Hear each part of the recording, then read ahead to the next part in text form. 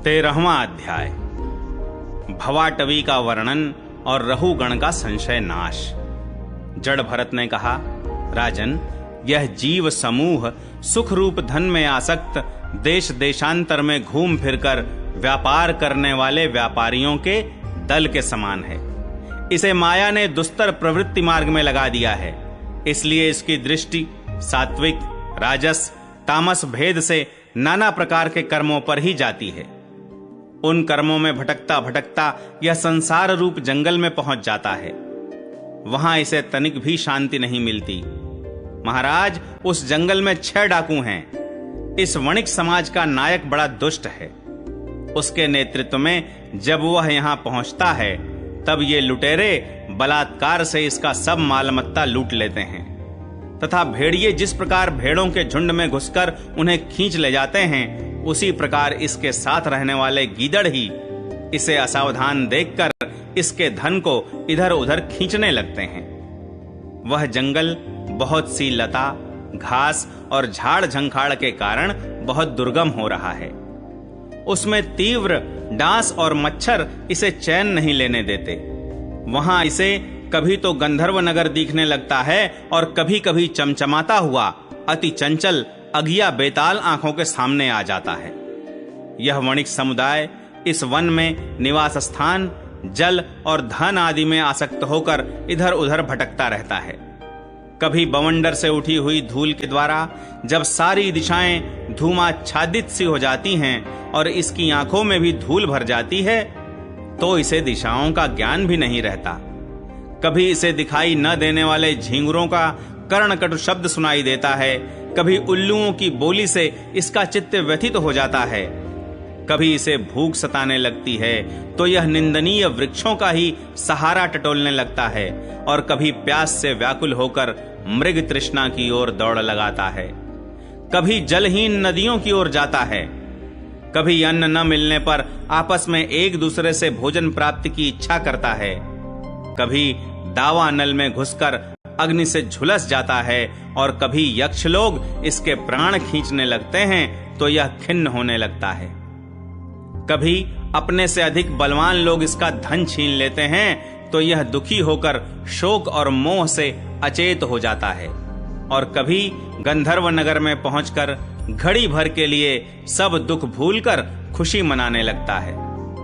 कभी पर्वतों पर चढ़ना चाहता है तो कांटे और कंकड़ों द्वारा पैर चलनी हो जाने से उदास हो जाता है। कुटुंब बहुत बढ़ जाता है और उदर पूर्ति का साधन नहीं होता तो भूख की ज्वाला से संतप्त होकर अपने ही बंधु बांधवों पर खींचने लगता है। कभी अजगर सर्प का ग्रास बनकर वन में फेंके हुए मुर्दे के समान पड़ा रहता है। उस समय इसे कोई सुध-बुध नहीं रहती। कभी दूसरे विषैले जंतु इसे काटने लगते हैं तो उनके विष के प्रभाव से अंधा होकर किसी अंधे कुएं में गिर पड़ता है और घोर दुखमय अंधकार में बेहोश पड़ा रहता है।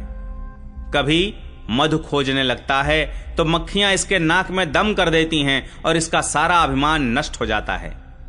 यदि किसी प्रकार अनेकों कठिनाइयों का सामना करके वह मिल भी गया तो बलात्कार से दूसरे लोग उसे छीन लेते हैं। कभी शीत, घाम, आंधी और वर्षा से अपनी रक्षा करने में असमर्थ हो जाता है।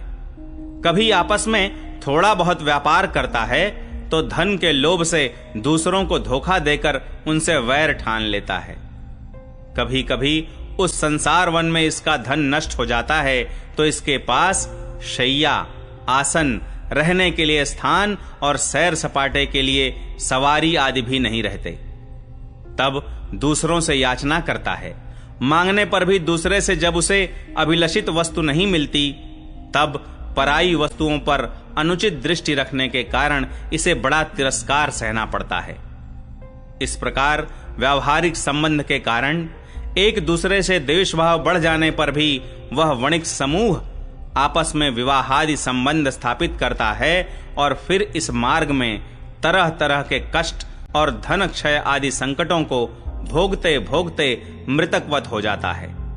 साथियों में से जो मरते जाते हैं उन्हें जहां का तहां छोड़कर नवीन उत्पन्न हुओं को साथ लिए वह बंजारों का समूह बराबर आगे ही बढ़ता रहता है। वीरवर, उनमें से कोई भी प्राणी न तो आज तक वापस लौटा है और न किसी ने इस संकटपूर्ण मार्ग को पार करके परमानंदमय योग की ही शरण ली है। जिन्होंने बड़े बड़े दिक्पालों को जीत लिया है, वे धीर वीर पुरुष भी पृथ्वी में यह मेरी है ऐसा अभिमान करके आपस में वैर ठानकर संग्राम भूमि में जूझ जाते हैं, तो भी उन्हें भगवान विष्णु का वह अविनाशी पद नहीं मिलता जो वैरहीन परमहंसों को प्राप्त होता है। इस भवाटवी में भटकने वाला यह बंजारों का दल कभी किसी लता की डालियों का आश्रय लेता है और उस पर रहने वाले मधुरभाषी पक्षियों के मोह में फंस जाता है। कभी सिंहों के समूह से भय मानकर बगुला, कंक और गिद्धों से प्रीति करता है। जब उनसे धोखा उठाता है तब हंसों की पंक्ति में प्रवेश करना चाहता है, किंतु उसे उनका आचार नहीं सुहाता। इसलिए वानरों में मिलकर उनके जाति स्वभाव के अनुसार दाम्पत्य सुख में रत रहकर विषय भोगों से इंद्रियों को तृप्त करता रहता है और एक दूसरे का मुख देखते देखते अपनी आयु की अवधि को भूल जाता है। वहां वृक्षों में क्रीड़ा करता हुआ पुत्र और स्त्री के स्नेह पाश में बंध जाता है। इसमें मैथुन की वासना इतनी बढ़ जाती है कि तरह तरह के दुर्व्यवहारों से दीन होने पर भी यह विवश होकर अपने बंधन को तोड़ने का साहस नहीं कर सकता। कभी असावधानी से पर्वत की गुफा में गिरने लगता है तो उसमें रहने वाले हाथी से डरकर किसी लता के सहारे लटका रहता है। शत्रुदमन यदि किसी प्रकार इसे उस आपत्ति से छुटकारा मिल जाता है तो यह फिर अपने गोल में मिल जाता है। जो मनुष्य माया की प्रेरणा से एक बार इस मार्ग में पहुंच जाता है, उसे भटकते भटकते अंत तक अपने परम पुरुषार्थ का पता नहीं लगता।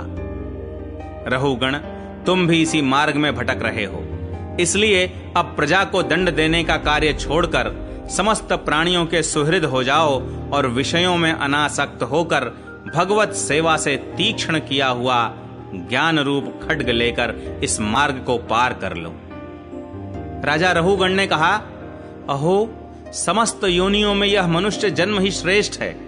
अन्यान्य लोकों में प्राप्त होने वाले देवादि उत्कृष्ट जन्मों से भी क्या लाभ है, जहां भगवान ऋषिकेश के पवित्र यश से शुद्ध अंतःकरण वाले आप जैसे महात्माओं का अधिकाधिक समागम नहीं मिलता।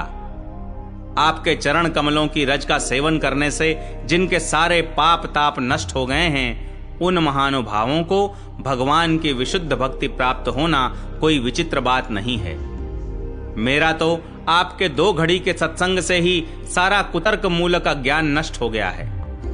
ब्रह्म ज्ञानियों में जो वयोवृद्ध हों उन्हें नमस्कार है, जो शिशु हों उन्हें नमस्कार है, जो युवा हों उन्हें नमस्कार है, जो क्रीड़ारत बालक हों उन्हें भी नमस्कार है। जो ब्रह्म ज्ञानी ब्राह्मण अवधूत वेश से पृथ्वी पर विचरते हैं, उनसे हम जैसे ऐश्वर्योन्मत्त राजाओं का कल्याण हो।